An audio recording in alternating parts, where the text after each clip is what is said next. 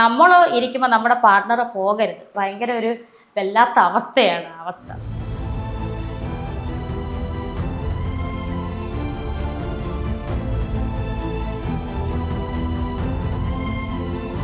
ഭയങ്കര സിമ്പിളായിരുന്നു. പുള്ളി ആരും മൈൻഡ് ചെയ്തില്ല. പുള്ളി അങ്ങോട്ട് പറയും അപ്പച്ച അമ്മച്ചി എന്ന് പറഞ്ഞ് ഓടിച്ചത് മക്കളെ എന്ന് പറഞ്ഞ് എന്ന് വിളിക്കുക, അങ്ങോട്ട് ചെന്ന് സംസാരിക്കുന്ന ഒരു പ്രകൃതി. അതെല്ലാവരും പറയായിരുന്നു കേട്ടോ. സ്റ്റാർ മാജിക്കിന്റെ ഷൂട്ടിന് നമ്മളെ വിളിച്ചപ്പോൾ അവിടെ ചെന്നപ്പം അന്ന് സൂചിച്ചേട്ടൻ ലാസ്റ്റ് പോകുന്നിടത്ത് കാറെ കയറിപ്പോൾ ഞാൻ ഓടിച്ചെന്ന് പുറകെ ടിഷ്യൂ കൊടുക്കാൻ.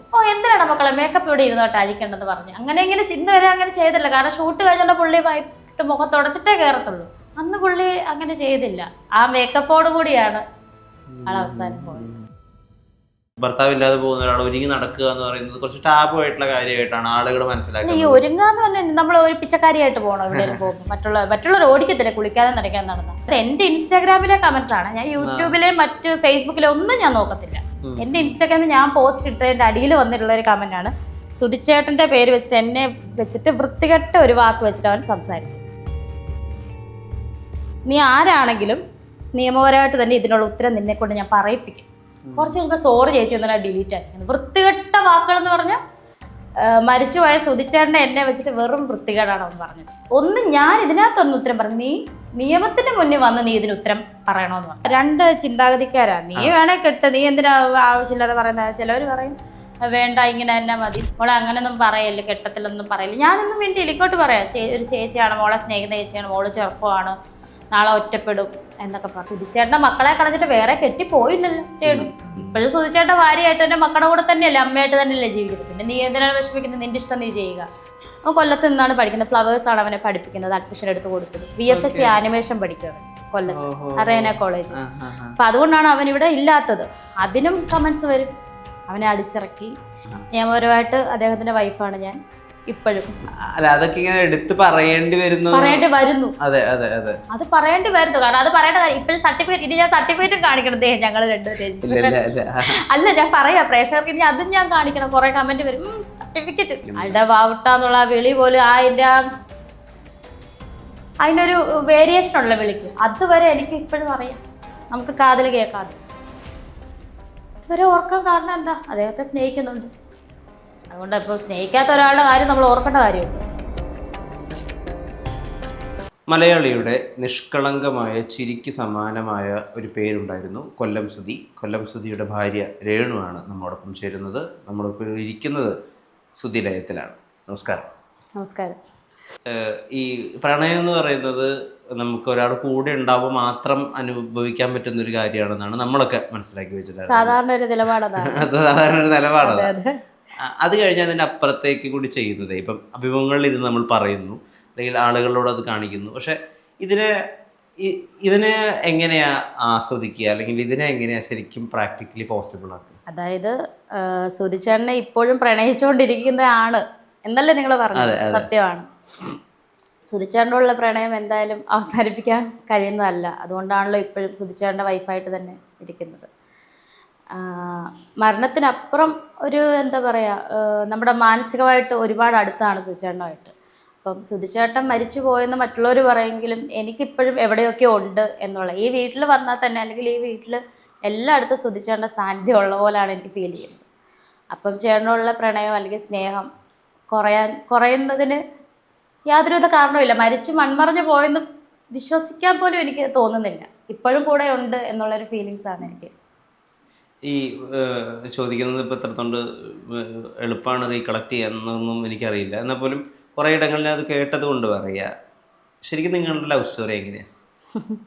ഞങ്ങളുടെ ലവ് സ്റ്റോറി, ഞങ്ങളെ സത്യം പറഞ്ഞാൽ ഒന്നിപ്പിച്ചത് മൂത്ത മോനാണ്, കിച്ചുവാണ് അതിൻ്റെ ആള്. അപ്പം അത് ഓർക്കുകയെന്ന് വെച്ചാൽ എനിക്ക് സുധിച്ചേട്ടനെ നേരിട്ട് പരിചയമില്ലായിരുന്നു. ഇവരുടെ ഒരു സ്ക്രിപ്റ്റ് റൈറ്റർ ഉണ്ട്, സുബീഷ് ഗിന്നസ് എന്ന് പറയുന്നത് ചേട്ടനാണ് സുധിച്ചേട്ടനെ നമ്പർ തന്നത്. ഞാനിങ്ങനെ ചോദിച്ചു, എനിക്ക് ഭയങ്കര ഇഷ്ടമായിരുന്നു സുധിച്ചേട്ടനെ. അങ്ങനെ ജഗദീഷ് ചേട്ടന്റെ ഫിഗർ ചെയ്യുന്ന ചേട്ടല്ലേ സുധിച്ചേട്ടന്റെ നമ്പർ എന്തോ ചോദിച്ചു. അതാണ് ജഗദീഷ് ചേട്ടൻ മകനുള്ള ഫോട്ടോ ഫ്രെയിം ചെയ്ത് വെച്ചിരിക്കുന്നത്. ജഗദീഷ് ചേട്ടൻ ഇത് സ്റ്റാർ മാജിക്കിൽ ഞങ്ങളെ വിളിച്ചിട്ടുണ്ടായിരുന്നു ജഗദീഷ് ചേട്ടൻ വന്ന സമയത്ത്. കാരണം സുധിച്ചേട്ടൻ പണ്ട് തൊട്ടേ ജഗദീഷ് ചേട്ടന്റെ ഫിഗർ ചെയ്യുന്ന ആയിരുന്നല്ലോ. അപ്പം അന്ന് സ്റ്റാർ മാജിക്കില് ജഗദീഷ് ചേട്ടനായിരുന്നു ഗസ്റ്റ്. അപ്പൊ കുഞ്ഞിനെ എടുത്തുകൊണ്ട് പാട്ട് പാടിയ ഫോട്ടോ ആണ് ഇവിടെ ഇരിക്കുന്നത്. അതൊരു സുചേട്ടൻ്റെ ഒരു ഫാൻസുകാർ കൊടുത്തതാണ്. ഓക്കെ. അപ്പം അങ്ങനെ ജഗദീഷ് ചേട്ടനെ ഇഷ്ടമുള്ളതുകൊണ്ട് ഞാനിങ്ങനെ സുധിച്ചേട്ടൻ്റെ കാര്യം ഇങ്ങനെ ചോദിച്ചു. അങ്ങനെ നമ്പർ കിട്ടി. പക്ഷെ അതൊരു പഴയ നമ്പറാണ് തന്നത്, അത് യൂസ് ചെയ്യാത്ത നമ്പറാണ്. പിന്നീടാണ് കിച്ചു പറയുന്നത് ഇത് അച്ഛൻ്റെ പഴയ കാലത്തെ നമ്പറാണ് അമ്മയത്. എനിക്കറിയില്ലല്ലോ. പിന്നെ കുറേ നാൾ കഴിഞ്ഞപ്പോൾ ഞാൻ പറഞ്ഞു ഈ നമ്പർ കോൺടാക്റ്റ് ഇല്ല, ഇതൊന്നും പറ്റണില്ല, വാട്സപ്പ് ഒന്നും ഇല്ല, വേറെ മര്യാദയ്ക്ക് വേറെ നമ്പർ തരാൻ പറഞ്ഞു. അങ്ങനെ സുബീഷേട്ടൻ്റെ അടുത്ത് ഞാൻ വഴക്ക് പിടിച്ചാണ് ആ നമ്പർ മേടിച്ചത്. അങ്ങനെ സുധിച്ചേട്ടന് ആയിട്ട് പരിചയപ്പെട്ട് കഴിഞ്ഞപ്പം കുറേ നാൾ സംസാരിച്ചു. അപ്പോൾ ഒരിഷ്ടം തോന്നി. അപ്പം ഇങ്ങോട്ട് എന്നോട് ചോദിച്ചു ഒരു ദിവസം എന്നെ മോനും കാണാൻ വരുമോ, കാണാൻ വന്നു കഴിഞ്ഞാൽ ഞാൻ പറയട്ടെ അമ്മയാന്ന് പറയട്ടെ എനിക്കിഷ്ടമാണ്, ഞാൻ കാണാൻ വരാമെന്ന് പറഞ്ഞു. അവിടെ ചെന്നപ്പോൾ തന്നെ കിച്ചു പറഞ്ഞു ഇത് മതി, ഈ അമ്മേനെ മതി അച്ഛാന്ന് പറഞ്ഞു കിച്ചു.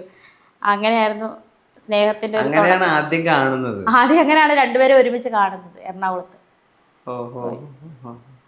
ഈ ഇപ്പോൾ സുധി എന്ന് പറയുന്ന കലാകാരൻ, അപ്പം അദ്ദേഹം സ്നേഹം പ്രകടിപ്പിക്കുന്ന ഒരു വിധം ഫ്ലോറിൽ ഉണ്ടായിരുന്ന സമയത്ത് തന്നെ, ഐ മീൻ സ്റ്റാർ മാജിക് ഉണ്ടായിരുന്ന സമയത്ത് തന്നെ ഒരുപാട് ഫേമസ് ആയിരുന്നു. ഇടയ്ക്കിടയ്ക്ക് നിങ്ങളെ വിളിക്കുന്നു, എല്ലാ ബ്രേക്കിൻ്റെ സമയത്തും നിങ്ങളെ വിളിക്കുന്നു. സ്നേഹം പ്രകടിപ്പിക്കുന്നതിന് അല്ലെങ്കിൽ ഈ പ്രണയം പ്രകടിപ്പിക്കുന്നതിട്ടും കുറവ് വരുത്തിയിട്ടുള്ള ഒരാളല്ല. ഒരു കുറവില്ല. ആരും നിന്നാലും വാവക്കുട്ടേന്നേ വിളിക്കത്തുള്ളായിരുന്നു. എനിക്ക് നാണമായിരുന്നു ഇതെന്തിനാ ഇങ്ങനെ വിളിക്കുന്നത്, എല്ലാവരും കേക്ക് ഇങ്ങനെ വിളിക്കാവോ. ഞാൻ എൻ്റെ വാവക്കുട്ടനെ ആരും നിന്നാലും വാവക്കുട്ടേന്നേ വിളിക്കത്തുള്ളൂ. എന്നോട് എന്തെങ്കിലും ദേഷ്യപ്പെട്ട് കഴിഞ്ഞാൽ, ആൾക്ക് ഇച്ചിരി ദേഷ്യം വന്നു കഴിഞ്ഞാൽ എന്നെ രേണു എന്ന് വിളിക്കും, രേണു എന്ന് വിളിക്കും. അല്ലാതെ തന്നെ എടീന്നും വിളിച്ചിട്ടില്ല. ഇന്ന് ഈ നിമിഷം വരെ, മരിക്കുന്നോണം വരെ എടീന്നും വിളിച്ചിട്ടില്ല. രേണു എന്ന് ദേഷ്യപ്പെട്ട് മാത്രം വിളിക്കും, അല്ലാതെ വാവക്കുട്ടേന്നേ വിളിക്കത്തുള്ളൂ. ഹസ്ബൻഡ് വൈഫ് ആകുമ്പോൾ എന്തെങ്കിലുമൊക്കെ സൗന്ദര്യ പണങ്ങളൊക്കെ കാണുമല്ലോ, ദേഷ്യത്തിൽ രേണു എന്ന് വിളിക്കും. അല്ലാതെ എല്ലാം വാവക്കുട്ട. അതിപ്പോൾ ആരും നിന്നാലും ഷൂട്ടിലാണെങ്കിലും പുള്ളി കോൾ ചെയ്യുമ്പോഴത്തേനും വാവക്കുട്ട എന്ന കാര്യം അങ്ങനെ ചോദിക്കത്തുള്ളൂ. ആ ഒരു സ്നേഹത്തിന്റെ ഒരു പ്രകടനം തന്നെയാണല്ലോ വിളികള്. ഈ പുതിയൊരു ജോലിയിലേക്ക് കടന്നിരിക്കണോ? ജോലി ആയിട്ടില്ല, അതല്ല നാടക പ്രവർത്തനം കാര്യമായിട്ട് നടക്കുന്നു. മറ്റ് കാര്യങ്ങളിലൊക്കെ വ്യാപൃതയാണ്. ഇതൊക്കെ ഫുൾ ഫ്ലെഡ്ജ്ഡ് ആയിട്ട് അങ്ങോട്ട് ഇറങ്ങാൻ പറ്റുന്നുണ്ടോ? ഇപ്പം നാടകമൊക്കെ ചെയ്യുന്ന സമയത്തും മനസ്സരീരൊക്കെ അവിടെ നിലനിർത്തിയിട്ട് അതിനെ മാക്സിമം കമ്മിറ്റ്മെന്റിൽ ചെയ്യാൻ പറ്റുന്നുണ്ട്. തീർച്ചയായിട്ടും കുഞ്ഞിലെ തൊട്ട് നാടകം ഭയങ്കര ഇഷ്ടമാണ്. 3ാം ക്ലാസ്സിലൊക്കെ പഠിക്കുമ്പോൾ അമ്മയുടെ വീട്ടില് അമ്പലമുണ്ട് തൊട്ടടുത്ത്. അപ്പോൾ അവിടെ ഇരുന്നുകൊണ്ട് ചങ്ങനാശ്ശേരി അണിയറയുടെ നാടകം, ഒരു 13 വർഷത്തെ നാടകം ഇരുന്ന് കാണുക. 13 വർഷം നാടകം അവരുടെ ആയിരുന്നു. അപ്പൊ എല്ലാ വർഷവും ഇരുന്ന് കുഞ്ഞിലെ ഇരുന്ന് കാണും. അപ്പൊ നാടകത്തോട് ഭയങ്കര ഇഷ്ടമായിരുന്നു കുഞ്ഞിലെ തൊട്ടേ. അവർ ലൈവായിട്ട് അഭിനയിക്കുന്നു, അവർ സംസാരിക്കുന്നു, അവരും നമ്മുടെ മുന്നിൽ സ്റ്റേജില് ലൈറ്റ് അതൊക്കെ കാണുമ്പോൾ രംഗം മാറുന്നു, ഇതൊക്കെ എനിക്ക് ഭയങ്കര ഇഷ്ടമായിരുന്നു. അപ്പൊ അത് കുഞ്ഞിലെ തൊട്ട് ഒരു ആഗ്രഹം ഉണ്ടായിരുന്നു നാടകം നടി ആകണമെന്ന്. അപ്പൊ അതുള്ളിൽ കിടന്ന് അത് പിന്നെ സുധിച്ചേട്ടൻ്റെ മരണശേഷം കുറെ നാൾ കഴിയുമ്പോഴാണ് നാടകം അവർ വിളിക്കുന്നതും. സംഘമിത്രയാണ് വിളിച്ചത്, കൊച്ചിൻ സംഘമിത്രയിലെ സതീഷ് ചേട്ടനാണ് വിളിച്ചത്. ചേട്ടൻ വിളിച്ച്, അവർക്കും അറിയത്തില്ലായിരുന്നു ഞാൻ അഭിനയിക്കുമെന്ന്, ഒന്നും അറിയത്തില്ല. കാരണം ഏതൊരു ഈ കേരളത്തിലെ ഏത് പ്രൊഫഷണൽ നാടകം എടുത്താലും അവരൊക്കെ ഫസ്റ്റ് ഒരാൾക്ക് ഇങ്ങനെ അഭിനയിക്കാൻ കൊടുക്കുക എനിക്കറിയത്തില്ല, ആദ്യമായിട്ട് അഭിനയിക്കാൻ. കാരണം അതും പേരുകേട്ട സമിതിയാണല്ലോ. പക്ഷെ അവരെന്തോ സതീഷേട്ടൻ അങ്ങനെ തോന്നി എന്നെ വിളിക്കാൻ. സതീഷേട്ടനും അറിയത്തില്ല ഞാൻ അഭിനയിക്കുന്നത്, എനിക്കും അറിയത്തില്ല ഞാൻ എന്താ ചെയ്യുന്നത്. പക്ഷെ എന്തായാലും റിഹേഴ്സൽ 10-15 ദിവസം 2 ഷെഡ്യൂളായിട്ട് റിഹേഴ്സൽ നടന്നു. എന്തായാലും നല്ലൊരു ക്യാരക്ടർ കിട്ടി. ഇപ്പോഴും നാടകം ഓടിക്കൊണ്ടിരിക്കുന്നു വേദികളിൽ. ഇരട്ട നഗരം നാടകത്തിന്റെ പേര്. പുതിയ തലമുറയുടെ ഒരു കഥയൊക്കെയാണ് കാണിക്കുന്നത്. ഈ പുതിയ അതൊരു പ്രൊഫഷണലായിട്ട് തന്നെ എൻജോയ് ചെയ്യാൻ പറ്റുന്നുണ്ടോ? ഒരു ജോലിയായിട്ട് തന്നെയാണ്. അതുപോലെ എനിക്ക് മൈൻഡൊക്കെ ഒന്ന് ഓക്കെ ആവും. നമ്മള് നാടകത്തിന് പോകുമ്പോഴും അമ്പലത്തിലൊക്കെ പോകുമ്പോഴോ അല്ലെങ്കിൽ പള്ളിയിലൊക്കെ പോകുമ്പോഴും പ്രോഗ്രാമിൽ സുധിച്ചേട്ടനോട് ഇഷ്ടമുള്ള ഒത്തിരി പേര് എന്നെ തിരിച്ചറിഞ്ഞിട്ട് ഓടി വരും. ഏട് ചേച്ചി അല്ലേ എന്ന് ചോദിച്ചു. അതൊക്കെ ഭയങ്കര സന്തോഷമാണ്. കാരണം ചേട്ടനെ ഇപ്പോഴും എല്ലാവരും സ്നേഹിക്കുന്നുണ്ട്. പിന്നെ തീർച്ചയായും അതാണ് ഭയങ്കര വളരെ എൻജോയ് ചെയ്ത് തന്നെയാണ് പ്രോഗ്രാമിലൊക്കെ പോകുന്നത്. സന്തോഷം ഉള്ളിൽ തന്നെയാണ്, സന്തോഷം തന്നെയാണ് നമ്മൾ അഭിനയിക്കുന്നതെല്ലാം.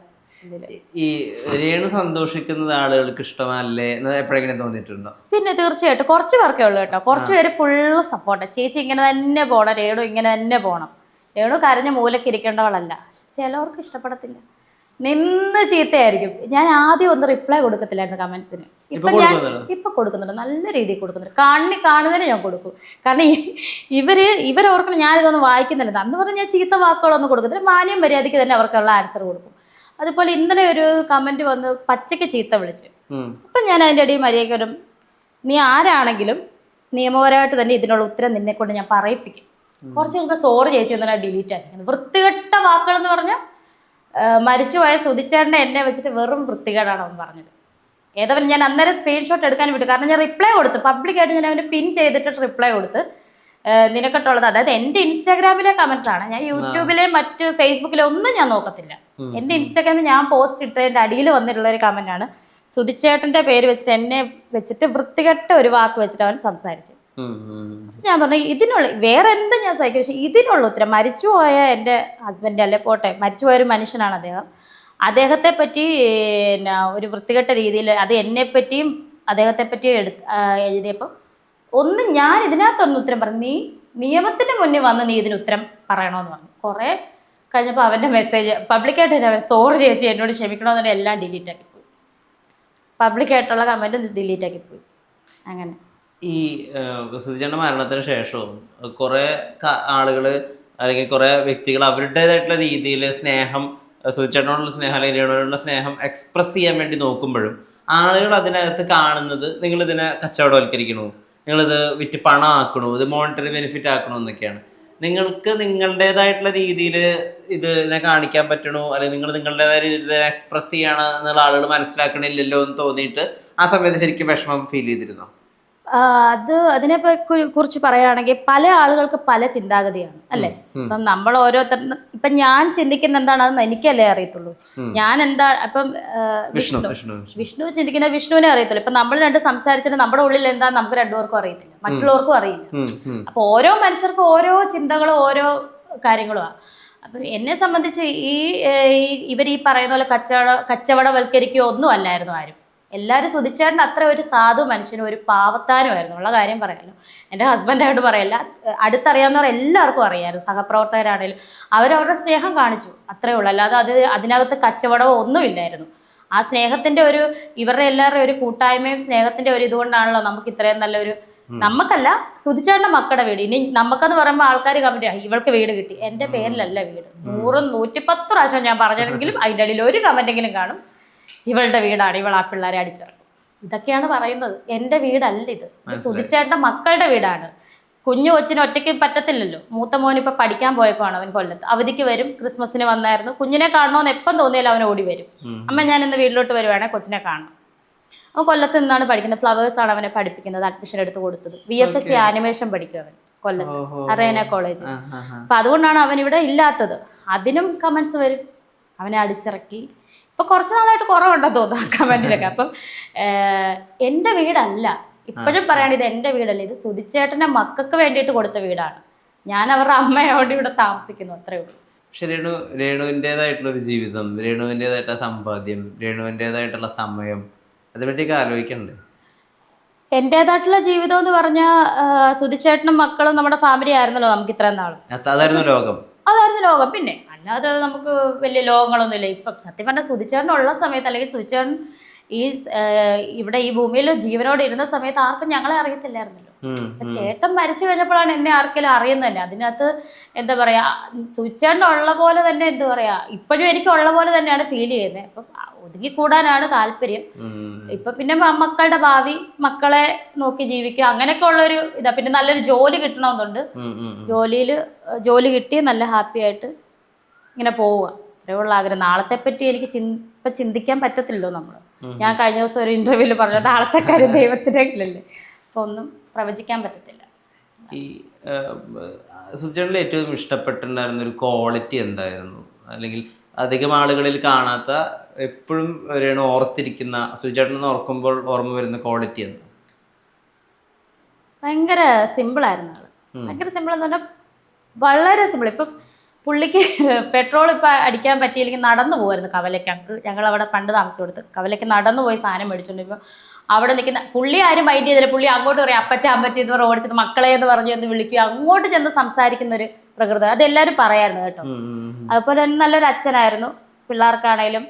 എന്നെ സംബന്ധിച്ച് എൻ്റെ അടുത്ത് ഹസ്ബൻഡ് എന്നുള്ള നിലയിൽ കൂടെ ഒരു സുഹൃത്തിനെ പോലെയായിരുന്നു. പിന്നെ ഒരു ചില സമയം അച്ഛനായിട്ട് ബിഹേവ് ചെയ്യും, അങ്ങനെയൊക്കെയായിരുന്നു ചേട്ടൻ. ഭയങ്കര ഒരു എന്താ പറയാ, മറ്റാരിലും കാണാത്തൊരിതാണ് ഏട്ടൻ്റെ ഒരു സ്വഭാവം.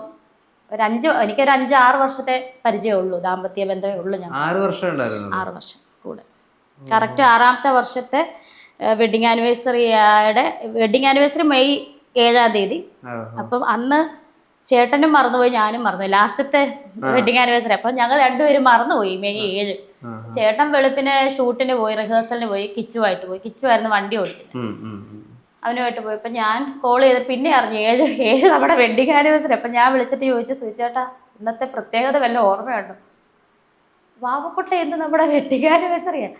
ഒരൊറ്റ കരച്ചിൽ കരഞ്ഞു സുചേട്ടൻ. അപ്പം ഞാൻ ചോദിച്ചു എന്തിനാ കരയുന്നത്, നമുക്ക് അടുത്ത വർഷം ആഘോഷിക്കാമല്ലോ. അപ്പം ഇങ്ങോട്ട് എന്നോട് പറയാം, ഞാൻ മറന്നു പോയതാവട്ടെ, വെളുപ്പിനെങ്കിൽ ഷൂട്ടിന് വന്നതല്ലേ, റിഹേഴ്സലിന് വന്നതല്ലേ, അപ്പം നമുക്ക് അടുത്ത വർഷം ആഘോഷിക്കാമെന്ന്. പക്ഷെ അത് വന്നില്ല, ഇടയായില്ല. മെയ് 7-ന് വെഡിങ് ആനിവേഴ്സറി, ജൂൺ 5-ന് ഏട്ടൻ ലോകം വിട്ടുപോയി. ഈ അദ്ദേഹത്തിന്റെ ഏറ്റവും വലിയ ഡ്രീം ആയിരുന്നു സത്യം പറഞ്ഞാൽ ഏകദേശം ഇതുപോലുള്ളൊരു വീട്. ഇതുപോലെ എന്നല്ല, ആൾക്കൊരു ചെറിയ വീട്, ഭയങ്കര ഒരു കൊച്ചു വീട്. ഇത്രയും വീട് നമ്മുടെ സ്വപ്നത്തിൽ പോലും കാണാൻ പറ്റാത്ത ഒന്നാണ്. നമ്മൾ എന്തായാലും ഒരു വീട് വെക്കുമ്പോൾ ഒരു ചെറിയ വീട്, അതാണ് അദ്ദേഹത്തിന്റെ ഒരു സ്വപ്നവും. പക്ഷെ അതിലപ്പുറം ഒരു വീട് ഇപ്പം അദ്ദേഹം പോയെങ്കിലും തന്നു. അത് അദ്ദേഹത്തിന് വേണ്ടിയിട്ടാണ് ഈ വീട്, അദ്ദേഹത്തിൻ്റെയാണ് ഈ വീട്. എന്നും അദ്ദേഹത്തിന്റെ സ്ഥാനം അലങ്കരിക്കാൻ ഇവിടെ വേറെ ആരും, ആ സ്ഥാനത്ത് ആരും ഉണ്ടാവത്തില്ല ഈ വീട്ടിലുണ്ടാവത്തില്ല. സുധിലയം എന്ന് പേരിടാൻ എത്ര സമയം എടുത്തു? സുധിലയം അവർ തന്നെയാണ് ഈ വീട് വെച്ച് തന്നത്. ഇതിപ്പം ഈ വീടിന്റെ കഥയെന്ന് വെച്ചാൽ, നമുക്ക് വീടില്ലായിരുന്നു. നമ്മൾ വീടിന് കൊറോണ ടൈമിൽ അഡ്വാൻസ് കൊടുത്തിട്ട് അതൊക്കെ പോയി. പിന്നെ കൊറോണ സമയത്തായപ്പോൾ നമുക്ക് എന്താ പറയുക, ഭയങ്കര പ്രശ്നങ്ങളും കാര്യം, സുചേട്ടനും ഭയങ്കര സാമ്പത്തിക ബുദ്ധിമുട്ടും കാര്യമായിട്ട്. അതെല്ലാം കഴിഞ്ഞിട്ട് എന്താ പറയുക, നമുക്ക് പിന്നെയാണ് പെട്ടെന്ന് സുചേട്ടൻ്റെ ഷൂട്ടും കാര്യങ്ങളൊക്കെ വന്ന് പച്ച പിടിച്ച് വരാൻ തുടങ്ങിയപ്പോഴാണ് മരണം കൊണ്ടുപോയത്. പിന്നെ വീടില്ലാത്ത അവസ്ഥ. ഞാനും കിച്ചു, എനിക്കും അതാണ്. സുചേട്ടൻ മരിച്ചു കഴിഞ്ഞ് കുറച്ച് നാൾ കഴിഞ്ഞ് കിച്ചു എനിക്ക് ഒരു ദിവസം കഴിഞ്ഞ അമ്മയെ, നമുക്ക് അവൻ്റെ ചിന്ത അതായിരുന്നു, എന്നോട് പറഞ്ഞായിരുന്നു, അയ്യോ വീടില്ല, നമുക്കിനി ഞാൻ എങ്ങനെ കുഞ്ഞിനെ നോക്കും, അമ്മേനെ നോക്കും എന്നൊക്കെ ഉള്ള ടെൻഷനായിരുന്നു അവന്. അവൻ അറിയില്ലല്ലോ ഇങ്ങനെ. അപ്പം പെട്ടെന്ന് ഫ്ലവേഴ്സ് പറഞ്ഞാൽ ഞങ്ങളുണ്ട്. കാരണം പറയേണ്ടതല്ല, അവരാണ് ഞങ്ങളുടെ കുടുംബം. സുചേട്ടൻ്റെ ഫാമിലി ആയിരുന്നു ഫ്ലവേഴ്സ്. ശ്രീകണ്ഠൻ സാറായാലും ഗോകുല സാറായാലും അനൂപേട്ടനായാലും എല്ലാവരും ഒരു ഫാമിലി ആയിരുന്നു. ലക്ഷ്മി ആണെങ്കിലും എല്ലാവരും ഒരു ഫാമിലി ആയിരുന്നു അവർ, കേട്ടോ.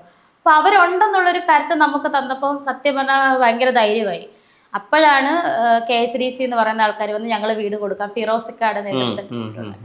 അപ്പം സ്ഥലമില്ല. സ്ഥലം അപ്പം തൊട്ടടുത്താണ് തിരുമേനി, അമ്പലവേലിയിൽ എന്ന് പറയുന്ന തിരുമേനി നോബൽ ഫിലിപ്പ് അമ്പലവേലിയിൽ. അദ്ദേഹമാണ് 7 സെന്റ് സ്ഥലം പിള്ളേരുടെ പേരിൽ എഴുതി കൊടുക്കുകയും അതുപോലെ വീട് ഇത്രയും മനോഹരമായുള്ള ഒരു വീട് തരികയും ചെയ്തു. അപ്പം അതിൻ്റെ പുറകിൽ എല്ലാവരും ഉണ്ട്, എല്ലാവരും അധ്വാനം, ആ സംഘടന എല്ലാവരും ഉണ്ടായിരുന്നു കൂടെ. ഫ്ലവേഴ്സ്, 24, KHDC, അതുപോലെ തിരുമേനി, എല്ലാവരും ആ സംഘടന കൂടെ, സഹപ്രവർത്തകർ, ഒരുപാട് പേര് പറയാത്തവർ, ഒരുപാട് പേരുടെ അധ്വാനവും കാര്യങ്ങളുമാണ് ഈ ഒരു മനോഹരമായി സുധിച്ചേട്ടൻ്റെ ഈ വീട്.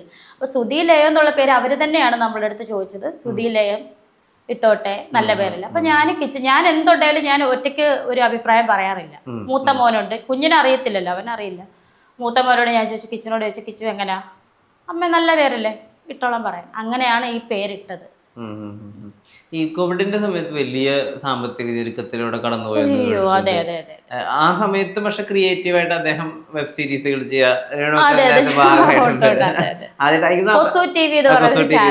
ചാനലൊക്കെ തുടങ്ങി ഒരു 4-5 ചെറിയൊരു വരുമാനം കിട്ടി തുടങ്ങിയപ്പോഴാണ്.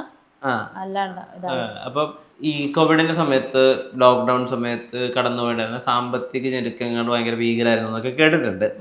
ശരിക്കും എന്തായിരുന്നു ആ സമയത്തെ അവസ്ഥ? അതിപ്പം നമുക്ക് മാത്രമല്ല, എല്ലാ കലാകാരന്മാരുടെ ഫാമിലിയും ഒരുപാട് സാമ്പത്തിക ബുദ്ധിമുട്ടുകൾ അനുഭവിച്ച കാലമാണ് കോവിഡ് സമയം. അപ്പോൾ ആ സമയത്തും നമ്മൾ വെബ് സീരീസും കാര്യങ്ങളൊക്കെ അതൊരു ഇതായി കഴിഞ്ഞിട്ടാണ് ഞങ്ങളത് തുടങ്ങുന്നത്. അപ്പോഴും കൂടെ ഞാൻ ഉണ്ടായിരുന്നു, നമ്മുടെ ഫാമിലി എല്ലാം കൂടെ തന്നെ ഉണ്ടായിരുന്നു. സുചേട്ടൻ്റെ കൂടെ. സുചേട്ടൻ തളർന്നു പോകുന്ന ഒരു ഇതായിരുന്നു, എന്നെക്കൊണ്ട് പറ്റില്ല എന്നുള്ളത്. അപ്പം ഞാൻ പറഞ്ഞു, സുചേട്ടൻ എന്തിനാ വിഷമിക്കുന്നത്, ഞങ്ങളൊക്കെ ഇല്ലേ കൂടെ, നമുക്ക് മുന്നോട്ട് പോകാന്നേ, ആ ഒരു ധൈര്യം ഞാൻ കൊടുക്കുമായിരുന്നു. അപ്പം അന്നും ഇപ്പം സുധിച്ചേട്ടൻ പോയി കഴിഞ്ഞുള്ള ധൈര്യമല്ല, എനിക്ക് അന്നും ഒരു ധൈര്യം ഞാൻ സുധിച്ചേട്ടനെ കൊടുക്കുമായിരുന്നു. എന്തെങ്കിലുമൊക്കെ പ്രശ്നം വരുമ്പോൾ ഞാനാണ് പറയുന്നത്, സുധിച്ചേട്ടാ വിഷമിക്കേണ്ട, നമുക്ക് മുന്നോട്ട് പോകാം. അങ്ങനെ പിന്നെ ഒരുപാട് പേര് പറയാൻ പറ്റാത്തവരും പറഞ്ഞവരും ഒരുപാട് പേര് ആ സമയത്തൊക്കെ ഹെൽപ്പ് ചെയ്യുമായിരുന്നു. ഒരുപാട് പേര് നേരിട്ട് വന്നും അല്ലാതെയൊക്കെ ഹെൽപ്പ് ചെയ്യുമായിരുന്നു നമ്മളെ. അങ്ങനെ ഒരുപാട് പേരുടെ സഹായം ഉണ്ടായിരുന്നു അന്നും സുചേട്ടനെ സ്നേഹിക്കുന്നവരുടെ. സുചേട്ടൻ ദേഷ്യം എങ്ങനെ പ്രകടിപ്പിച്ചിരുന്നത്? ദേഷ്യം ദേഷ്യം വരും, എപ്പോഴും ഒന്നും വരാത്ത ഒരു സ്വഭാവമാണ്. വന്നു കഴിഞ്ഞാൽ നല്ല ദേഷ്യപ്പെടുമായിരുന്നു. എന്തെങ്കിലും പാറ്റേൺ പറഞ്ഞനുസരിക്കാത്ത കൊണ്ടൊക്കെ ആയിരിക്കും, വേറെ ഒന്നുമല്ല. ഫുഡ് കഴിക്കുന്ന കാര്യങ്ങൾക്കൊക്കെയാണ് വഴക്ക് പിടിക്കാറുള്ളത് ഞങ്ങൾ സാധാരണ. അതല്ലാതെ വേറെ ദേഷ്യമൊന്നും വിട്ടു. ഞാൻ അങ്ങനെ അധികം ഫുഡ് കഴിക്കത്തില്ല, അപ്പൊ അതിന്റെ ദേഷ്യമൊക്കെ പുള്ളി കാണിക്കുമായിരുന്നു. ആഹാരം കഴിക്കാൻ നിനക്ക് വല്ല അസുഖം വരുമോ, അങ്ങനെ ഇങ്ങനെ വാക്കോട്ടെ, അങ്ങനെ ഇങ്ങനെ ദേഷ്യപ്പെടുമായിരുന്നു നന്നായിട്ട്. രേണുവിന് ശരിക്കും വളരെ പ്രായം കുറവായിരുന്നു വിവാഹം കഴിക്കുമ്പോൾ. ഞാനും സുധിച്ചേട്ടൻ പ്രായം കുറവൊന്നുമില്ല. സുധിച്ചേട്ടൻ ഞാനൊരു 15 വയസ്സിന് ഡിഫറൻറ്റ് ഉണ്ട്. 15 വയസ്സ്. അപ്പൊ സാധാരണ 15 വയസ്സ് ഡിഫറൻസ് ഉള്ള ആളുകൾക്ക് തമ്മിലൊരു ഇഷ്ടങ്ങൾ തമ്മിലോ അല്ലെങ്കിൽ അവരുടെ എന്താ പറയുക ആഗ്രഹങ്ങൾ തമ്മിലൊക്കെ ഒരു ഗ്യാപ്പ് ഉണ്ടാവുമല്ലോ. പ്രത്യേകിച്ച് ഒരു 10 വർഷമൊക്കെ ഗ്യാപ്പ് എന്ന് പറയുമ്പോൾ നമ്മളിപ്പോ നമ്മുടെ ഒരു ട്രെൻഡ് എല്ലാ കാര്യങ്ങളിലും ഒരു മാറ്റം. ഞാൻ ജനിച്ച വർഷമാണ് സുധിച്ചേട്ടൻ SSLC എഴുതുന്നത്. ആ ചേട്ടൻ പറയാൻ പറയുമായിരുന്നു. SSLC എഴുതി നിൽക്കുന്ന സമയത്താണ് ഞാൻ ജനിച്ചത്. നിങ്ങളുടെ അങ്ങനെ ഒരു ഗ്യാപ്പ് ഉണ്ടായിരുന്നു? ഒന്നുമില്ല, കാരണം സുധിച്ചേട്ടൻ കുഞ്ഞു പിള്ളേരെ പോലാണ്. സുധിച്ചേട്ടൻ എന്നെക്കാളും ചെറിയ പോലെയാണ് ബിഹേവ് ചെയ്തത്. കൊച്ചുങ്ങളുമായിട്ടാണ് കളിയും ചിരിയും. വീട്ടിലുള്ള സമയത്ത് എപ്പോഴും അടുക്കളയിൽ ഓരോ പുതിയ പാചക പരീക്ഷണങ്ങളെ, അതുപോലെ കുഞ്ഞു പിള്ളേരുമായിട്ട് കളി ചിരി, അങ്ങനെയൊക്കെയാണ്. ഷൂട്ടില്ലാത്തപ്പോഴത്തേന് വീട്ടിൽ തന്നെയാണ്, വേറെ എങ്ങും പോകത്തില്ല. കടയിൽ പോകും, സാധനങ്ങൾ മേടിച്ച് തിരിച്ചു വരും, അങ്ങനെയൊക്കെ ഉള്ളൊരു ടൈപ്പാണ്. ഈ സ്റ്റാർ മാജിക് ജീവിതത്തിലേക്ക് കൊണ്ടുവന്നത് വലിയ മാറ്റങ്ങളായിരുന്നു. അതെ, ഞാൻ വന്നു കഴിഞ്ഞിട്ടാണ് സ്റ്റാർ മാജിക്, അതായത് ടമാർ പടാർ വരുന്നത്. ഞാൻ സുചേട്ടന്റെ ജീവിതത്തിൽ വന്നു കഴിഞ്ഞിട്ടാണ്, ആ വർഷമാണ് ടമാർ പടാർ ആദ്യത്തെ. സുചേട്ടനാണ് ആദ്യമായിട്ട് ആ വേദിയിൽ കാല് കുത്തുന്നത്. ഏതാ ഒരു ജാക്ക് സ്പാരോ ആയിട്ട്. അത് ആദ്യത്തെ 1ാമത്തെ എപ്പിസോഡ് നോക്കിയാൽ അറിയാൻ പറ്റും. സുചേട്ടനാണ് ആദ്യം വേദിയിൽ കാല് കുത്തുന്നത് ഒരു ക്യാരക്ടർ വേഷമായിട്ട്. ടമാർ പടാർ കഴിഞ്ഞ് സ്റ്റാർ മാജിക് കഴിഞ്ഞ് പകുതിയായപ്പോഴല്ലേ ചേട്ടൻ ഈ സ്റ്റാർ മാജിക്കിലേക്ക് വന്നിട്ട് കിട്ടിയിട്ടുള്ള ഒരു ഫാമിലി ഉണ്ടല്ലോ. ലക്ഷ്മി നക്ഷത്ര, ബിനു അടിമാലി, അങ്ങനെ ഒരുപാട് പേരുണ്ടല്ലോ. അപ്പം ഈ സ്റ്റാർ മാജിക് ഫാമിലിയുടെ ഇപ്പോഴും അവർ വേറെ ചാനലുമായിട്ട് അസോസിയേറ്റ് വർക്ക് ചെയ്യുന്നുണ്ട്. ഇവരുടെ എപ്പിസോഡ്സ് ഒക്കെ ഇപ്പൊ കാണുക പണ്ടത്തെ പോലെ എളുപ്പമാണോ യൂട്യൂബില്? ഞാൻ കാണുമെന്നാണ് ഉദ്ദേശിച്ചത്. ഞാൻ സുധിച്ചേട്ടൻ മരിച്ചതിന് ശേഷം ഞാൻ അധികം അത് കാണാറില്ല. പക്ഷെ കാരണം നമ്മുടെ എൻ്റെ പേഴ്സണൽ കാര്യം കേട്ടോ, വിഷമമാണ്. സങ്കടം ഉള്ളതുകൊണ്ടാണ് കാണാത്തത്. ഞാനങ്ങനെ കാണാറില്ല, അത് വിഷമമാണ്. ഞാൻ ഇപ്പോൾ പോലും യൂട്യൂബിനകത്ത് സുധിച്ചേട്ടൻ്റെ ഒരു വീഡിയോ കണ്ടാൽ ഞാൻ സ്ക്രോൾ ചെയ്ത് വിടത്തേ ഉള്ളൂ. കാരണം അത് പറയുമ്പോഴാണ് ഞാൻ നേരത്തെ ഓർക്കുമായിരുന്നു, സുധിച്ചേട്ടനോട് തന്നെ ഞാൻ സംസാരിക്കാതെ, ചേട്ടാ ഈ മരിച്ചു പോയ സിനിമാക്കാരുടെയൊക്കെ ആൾക്കാർക്ക് എന്ത് ഭാഗ്യം, അവർക്ക് ഇരുന്ന് TV കാണാമല്ലോ, അവരെ കാണാം, ഭർത്താവിനെ കാണാം. ഇപ്പം മണിച്ചേട്ടനെ സംബന്ധിച്ച് മണിച്ചേട്ടൻ പോയപ്പം വൈഫിനെ കാണാമല്ലോ എന്നൊക്കെ ഞാൻ അന്ന് പറയുമായിരുന്നു. പക്ഷേ നമ്മുടെ ലൈഫിൽ ആ അനുഭവം വന്നപ്പോൾ മനസ്സിലായി, പറ്റത്തില്ല, കാണാൻ താങ്ങാൻ പറ്റത്തില്ല. കാരണം ജീവനോടുള്ളപ്പോൾ നമുക്ക് സ്റ്റാർ മാജിക് സുധിച്ചേട്ടൻ ഇപ്പം ഷൂട്ട് കഴിഞ്ഞ് അല്ലെങ്കിൽ എവിടെയെങ്കിലും പോയിട്ട് ഇപ്പം പുള്ളി വരുമെന്നുള്ള ചിന്തയുണ്ട്. പക്ഷെ ഇപ്പം നമ്മൾ കണ്ട നമുക്ക് ഒരിക്കലും ഇനി തിരിച്ചു വരത്തില്ല എന്നുള്ളൊരു യാഥാർത്ഥ്യം ഉണ്ടല്ലോ. സ്വപ്നത്തിൽ വരും, അല്ലെങ്കിൽ ഉള്ളിൽ വരുമെന്നല്ലാതെ ഉള്ളിൽ നമ്മളോട് സംസാരിക്കും തോന്നുന്നുണ്ട്, അതുപോലെ നിൽക്കുന്ന പോലെ തോന്നുന്നുണ്ട്, ഇവിടെ അടുത്ത് നിൽക്കുന്നു. അതൊക്കെ നമ്മുടെ മനസ്സിന്റെ ചിന്തകളാണ്. ഞാൻ കുറച്ച് മുന്നേ പറഞ്ഞല്ലോ, മറ്റുള്ളവർക്കായിരിക്കും മരിച്ചത്, എനിക്ക് മരിച്ചില്ലെന്ന് ഞാൻ പറഞ്ഞില്ല. അതെന്റെ ഉള്ളിന്റെ ഉള്ളിലാ മനസ്സിനെ പറഞ്ഞു പഠിപ്പിച്ചിരിക്കുന്നതാണ്, അത്രേ ഉള്ളൂ. അപ്പം അതല്ലാതെ യാഥാർത്ഥ്യം എന്താണ്, യാഥാർത്ഥ്യത്തിലോട്ട് തിരിച്ചു വരുമ്പോഴത്തേന് ഇതാണ്ട് TV കണ്ടു, പക്ഷെ ഇനി വരത്തില്ല. അപ്പം നമുക്ക് അത് ഉൾക്കൊള്ളാൻ പറ്റത്തില്ല.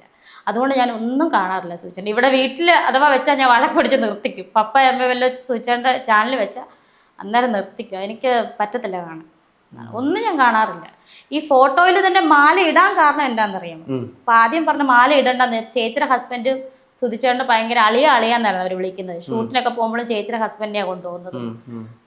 ഒരു ഫാമിലി ആയിട്ട് ഞങ്ങളെല്ലാം ഒരുമിച്ചല്ലേ കഴിഞ്ഞു. അപ്പം അതുപോലെ ഒത്തൊരുമിച്ച് കഴിഞ്ഞ സമയം സുധിച്ചേട്ടൻ ആകെയുള്ളൊരു ചേട്ടാപ്പി എന്നാണ് വിളിക്കുന്നത്.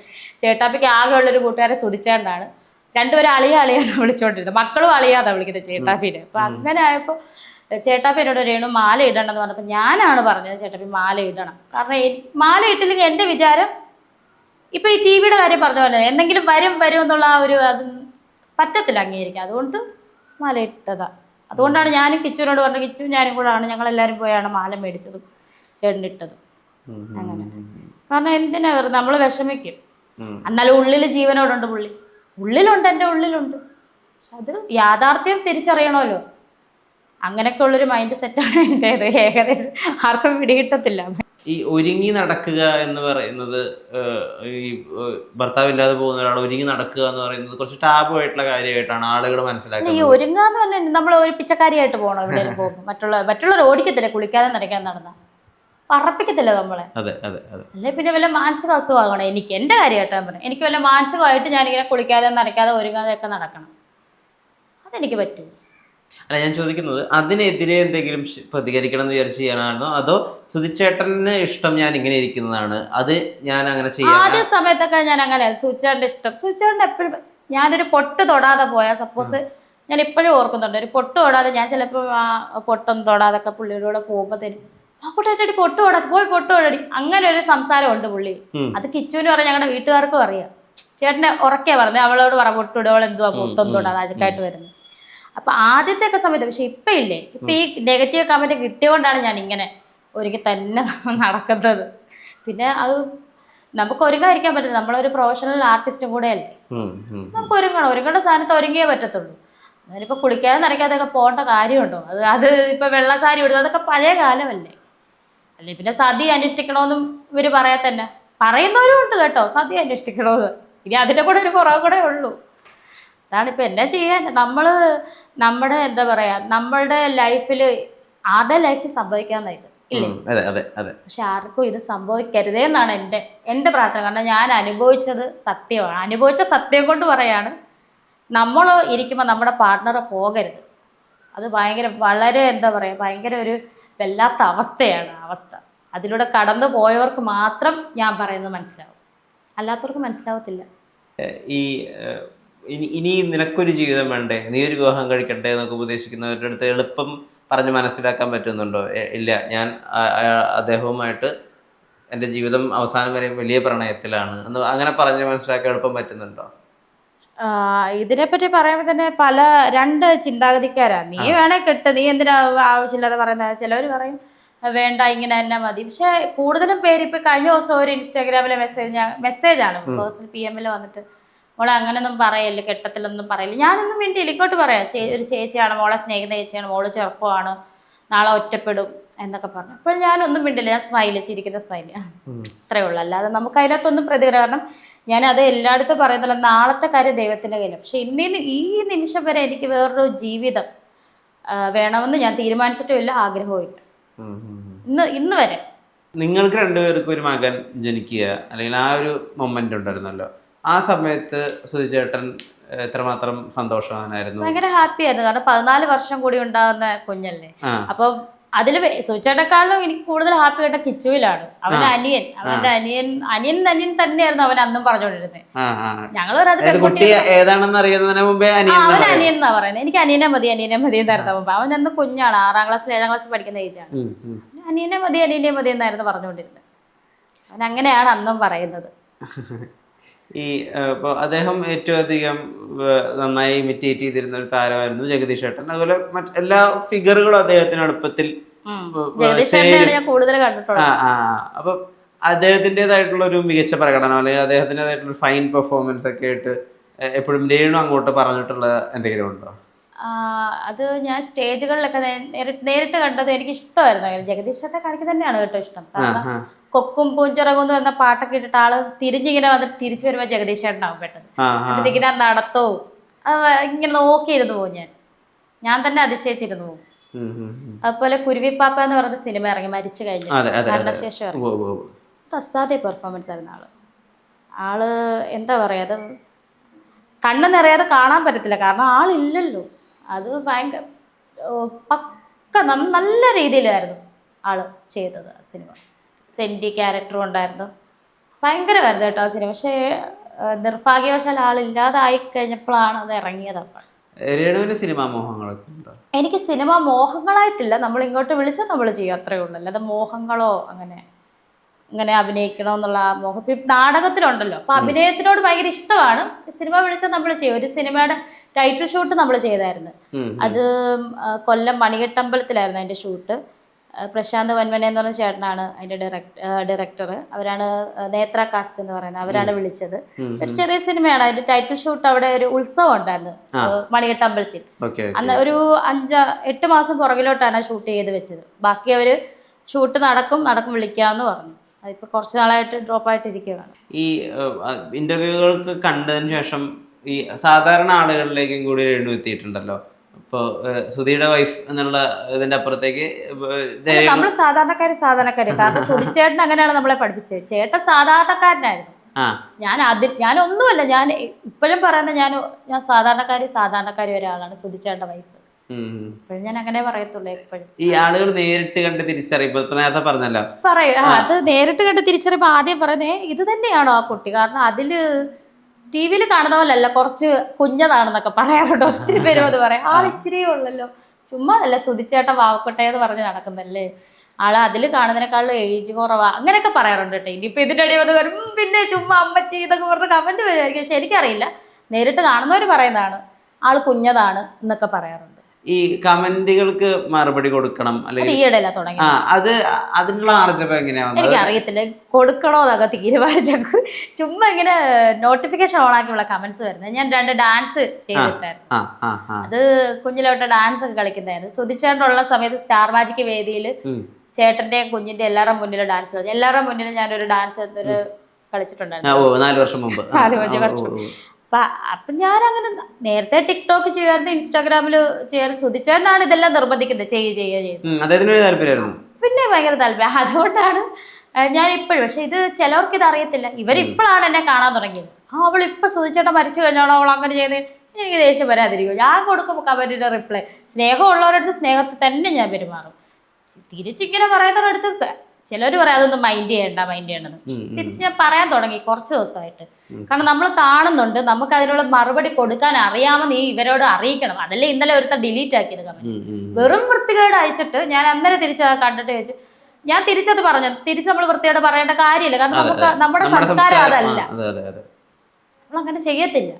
അവൻ അതുപോലെ വൃത്തികേടെന്ന് പറഞ്ഞ ഒരു മനുഷ്യൻ കാണാത്ത അത്രയും വൃത്തികേടാണ് മരിച്ചുപോയ എൻ്റെ ഹസ്ബൻഡിനെ എന്നെ പറ്റി അവൻ എഴുതിയേക്കുന്നത്. ഞാൻ പറഞ്ഞു, ഇത്രേ പറഞ്ഞുള്ളൂ.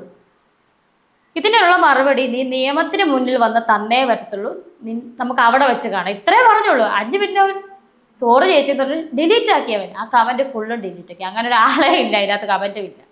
ഏറ്റവും അധികം സന്തോഷം തന്നിട്ടുള്ള ഒരു കമന്റ് ഏതാ ഈ അടുത്ത് വന്നത്?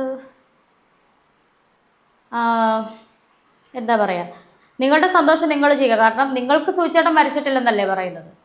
നിങ്ങൾക്കിപ്പോഴും ഈ മറ്റുള്ളവരുടെ കമന്റ് എന്തിനാണ്, നെഗറ്റീവ് കമന്റ് എന്തിനാണ് നിങ്ങൾ നോക്കുന്ന? രേണു ഹാപ്പി ആയിട്ട് മുന്നോട്ട് പോവുക. വേറെ ആരാള് സുധിച്ചേട്ടൻ്റെ മക്കളെ കളഞ്ഞിട്ട് വേറെ കെട്ടിപ്പോയില്ലല്ലോ രേണു. ഇപ്പോഴും സുധിച്ചേട്ടൻ്റെ ഭാര്യയായിട്ട് തന്നെ മക്കളുടെ കൂടെ തന്നെയല്ലേ, അമ്മയായിട്ട് തന്നെയല്ലേ ജീവിക്കുന്നത്. പിന്നെ നീ എന്തിനാണ് വിഷമിക്കുന്നത്, നിന്റെ ഇഷ്ടം നീ ചെയ്യുക. അങ്ങനെ ഒരു കമന്റ് വന്നായിരുന്നു. എനിക്ക് ഭയങ്കര ഇഷ്ടപ്പെട്ട കമന്റ്. കാരണം ഞാൻ വേറെ കെട്ടിപ്പോയില്ലല്ലോ, പോയിട്ട് ഇവര് പറയട്ടെ. ഞാൻ ഈ പിള്ളേരെ 2 ഉപേക്ഷിച്ചു, ഇനി എന്നെ നോക്കണ്ട, ഞാൻ ഒരുത്തൻ്റെ കൂടെ അങ്ങ് പോവുക. പോകാൻ അറിയാത്തതുകൊണ്ടോ ഒന്നും അല്ലല്ലോ, നമ്മൾ ഈ ലോകത്ത് ജീവിക്കുന്ന മനുഷ്യർ തന്നെയാണ് അല്ലേ, പച്ചയായിട്ടുള്ള മനുഷ്യരാണ് നമ്മളും. പ്രത്യേക അന്യഗ്രഹത്തിൽ നിന്ന് വന്ന ആളൊന്നും അല്ല ഞാൻ. പക്ഷെ ഞാൻ ഇപ്പോഴും സുധിച്ചേട്ടൻ്റെ ഭാര്യയായിട്ട് ഈ പിള്ളേരുടെ അമ്മയായിട്ട് തന്നെയല്ലേ ജീവിക്കുന്നത്. പിന്നെ എന്തിനാണ് ഈ നെഗറ്റീവ്? അപ്പം നെഗറ്റീവ് കേട്ട് നീ വിഷമിക്കുന്നത്? നീ മുന്നോട്ട് പോവുക. എൻ്റെ അടുത്ത് പറഞ്ഞു, നീ നല്ല അടിപൊളിയായിട്ട് ഡാൻസ് കളിക്കുവോ, നിനക്ക് ഇഷ്ടമുള്ള റീല് ചെയ്യുവോ, നിന്റെ മനസ്സിന് എന്താണ് തോന്നുന്നത് ഇഷ്ടമുള്ള ചെയ്യുക. ബോൾഡ് ആകാനും പറ്റത്തില്ല. ബോൾഡായ എൻ്റെ അടി അവൾ അഹങ്കാരിയായി, കരഞ്ഞോണ്ടിരുന്ന അവൾ അഭിനയിക്കുന്നത്. ഇതൊക്കെയാണ് പറയുന്നത്. നമുക്ക് ഒന്നും ചെയ്യാൻ പറ്റാത്ത അവസ്ഥയാണ്. എന്ത് പറഞ്ഞാലും ജഡ്ജ് ചെയ്യുന്ന ഒരു അവസ്ഥയാണ്. എന്ത് പറഞ്ഞാലും. ഈ ഇളയ മകനുണ്ടല്ലോ, അവൻ സുധിച്ചേട്ടൻ ആരായിരുന്നു എന്ന് ചോദിച്ചു കഴിഞ്ഞിട്ടുണ്ടെങ്കിൽ എങ്ങനെ ഡിസ്ക്രൈബ് ചെയ്ത് കൊടുക്കുന്ന മനസ്സിൽ വിചാരിച്ചിട്ടുള്ള? അവനൊരു പ്രായം എത്തി, അവൻ 3.5 വയസ്സുള്ളപ്പോഴാണ് സുധിച്ചേട്ടൻ പോകുന്നത്. പക്ഷെ അവന് ഉള്ളിൽ അറിയാം. അവൻ എന്തും പറയും. അവൻ ഇടയ്ക്കിടയ്ക്ക് പറയും അവനാണ് സുധി എന്ന് പറയും. ഞാൻ അമ്മ സുധി അച്ഛൻ, അമ്മ എന്തിനാ കരയുന്നത്? ഞാൻ ഇടയ്ക്ക് വിഷമിക്കുമ്പോൾ പറയും. മറ്റുള്ളവരുടെ മുന്നിൽ കരയത്തില്ല കേട്ടോ. ഞാൻ അങ്ങനെ മറ്റുള്ളവരുടെ മുന്നിൽ ഇപ്പം കരയേണ്ട കാര്യമില്ല. കാരണം കരഞ്ഞാലും പഴി കേൾക്കും, കരഞ്ഞില്ലേലും പഴി കേൾക്കും. പറയാനുള്ളത് പറഞ്ഞുകൊണ്ടിരിക്കും. അപ്പം ഞാൻ ഇടയ്ക്ക് എന്തെങ്കിലും കണ്ണൊക്കെ നിറയുമ്പോഴത്തേനും ഓടി വന്നു, അമ്മ എന്തിനാ വിഷമിക്കുന്നത്, ഞാൻ തന്നെയാ സുധി അച്ഛൻ എന്ന് പറയും. ഈ മക്കൾ 2 മക്കൾക്കും അവരുടെ പ്രായത്തിൽ കവിഞ്ഞൊരു പക്വത, അല്ലെങ്കിൽ മൂത്ത മോന് നല്ല പക്വതയുണ്ട്. അവന് നേരത്തെ പ്രായത്തിൽ ഞാൻ അധികമായിട്ടടുത്ത് സംസാരിക്കാനോ, പിന്നെ എന്നോട് സംസാരിക്കും, അത്യാവശ്യത്തിന് സംസാരിക്കും. അല്ലാതെ അനാവശ്യ വാക്കുകൾ സംസാരിക്കാനോ മറ്റുള്ളവരുമായിട്ട് അങ്ങനെയുള്ള ഒരു ബിഹേവിങ് ഒന്നുമില്ല. അവന് പക്വതയാണ്. നേരത്തെ തൊട്ട് അവനൊരു 10ാം ക്ലാസ് ആയപ്പോഴേ അവന് ഇച്ചിരി പക്വതയായിരുന്നു. ആദ്യമൊക്കെ കുഞ്ഞു പിള്ളേരെ പോലെ ഒരു 6ാം ക്ലാസ്സിലായിരുന്നപ്പോഴാണ് ഞാൻ സുധിച്ചേട്ടൻ എന്നെ കല്യാണം കഴിക്കുന്നത്. അന്നേരം ഞാനും അവര് സുധിച്ചേട്ടൻ ഞങ്ങൾ എല്ലാവരും കൂടെ സാറ്റ് വരെ കളിക്കുമായിരുന്നു. ഓടി നടന്ന കളി ചിരിയൊക്കെ ആയിരുന്നു. കുറച്ച് എന്താ ഞാൻ എപ്പോഴും ആലോചിക്കുന്ന ഒരു കാര്യമാണ്, അതുകൊണ്ടാണ് ഞാൻ ചോദിക്കുന്നത്.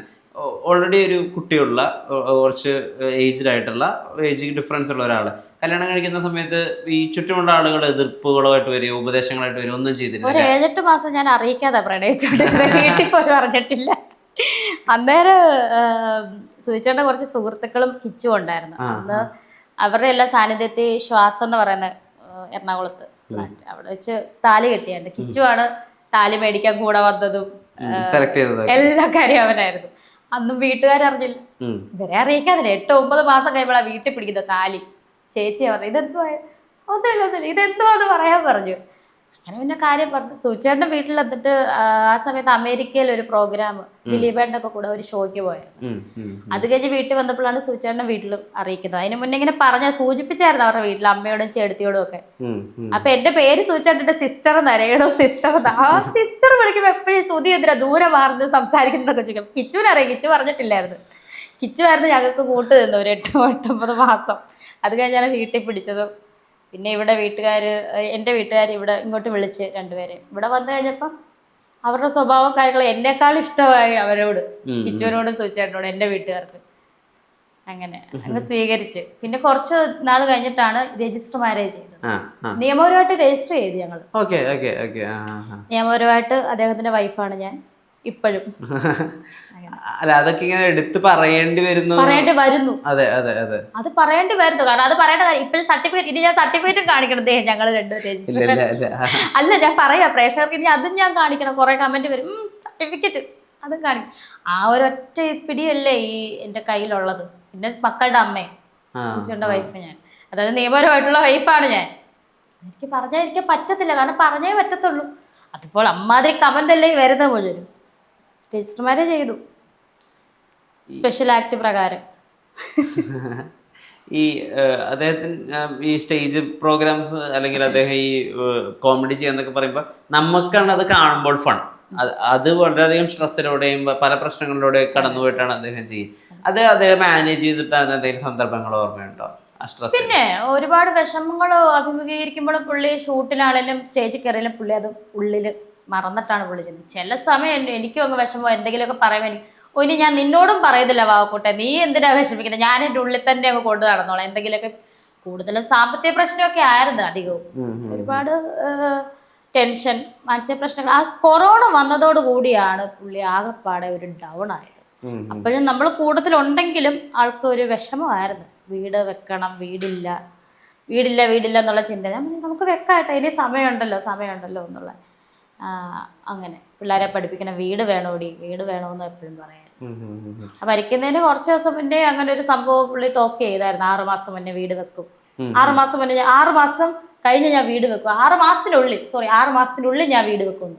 അതുപോലെ 6 മാസം കഴിഞ്ഞ് കല്ലിടിയിൽ നടന്നല്ലോ ഏട്ടൻ മരിച്ചു കഴിഞ്ഞാൽ. മരിക്കുന്നതിന് 2-3 ദിവസം മുന്നേ ഞങ്ങളോട് സംസാരിച്ച കാര്യമാണ് ഈ പറയുന്നത്. ഞാൻ വീട് വെച്ചിരിക്കും 6 മാസത്തിനകം എന്നോട് പറഞ്ഞു. നിനക്കൊരു സർപ്രൈസ് ഉണ്ട്, ഞാൻ വീട് വെക്കും എന്ന് പറഞ്ഞു. ഞാൻ പിന്നെ ശരി ആയിക്കോട്ടെ എന്ന് പറഞ്ഞിങ്ങനെ.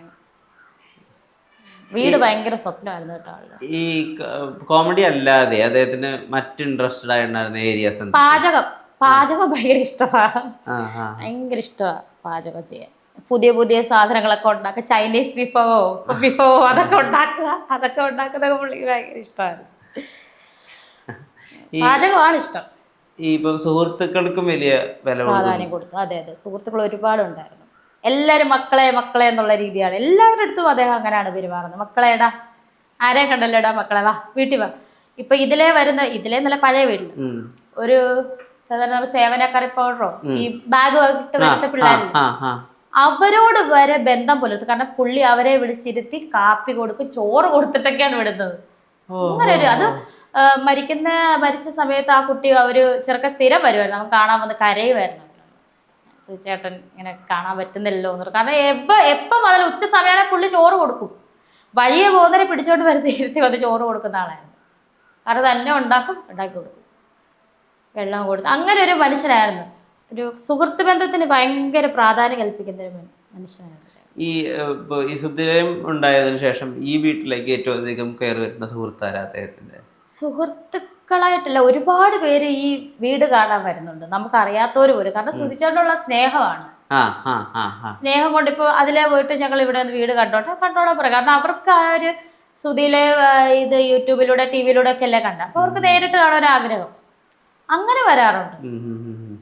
അല്ലാതെ അല്ല, ഒരുപാട് പേര് ചേട്ടനെ ഇപ്പോഴും ഇഷ്ടപ്പെടുന്നവരിപ്പം കഴിഞ്ഞിടയ്ക്ക് ചന്ദനക്കുടം, ചങ്ങനാശ്ശേരി ചന്ദനക്കുടം ഉണ്ടല്ലോ മഹോത്സവം, അവിടെ പോയപ്പോൾ അത് 16 ലക്ഷക്കണക്കിന് ആളുകളാണ്. അതിൻ്റെ ഇടയിൽ കൂടെ പോയപ്പോൾ ആ സുധിച്ചേട്ടനുള്ള സ്നേഹം കൊണ്ട് എന്നെ ഓടി വന്ന് തിരിച്ചറിയുന്നവരുണ്ട്, കെട്ടിപ്പിടിച്ച് ചേച്ചി സുധിച്ചേട്ടനെ ഞങ്ങൾ എപ്പോഴും.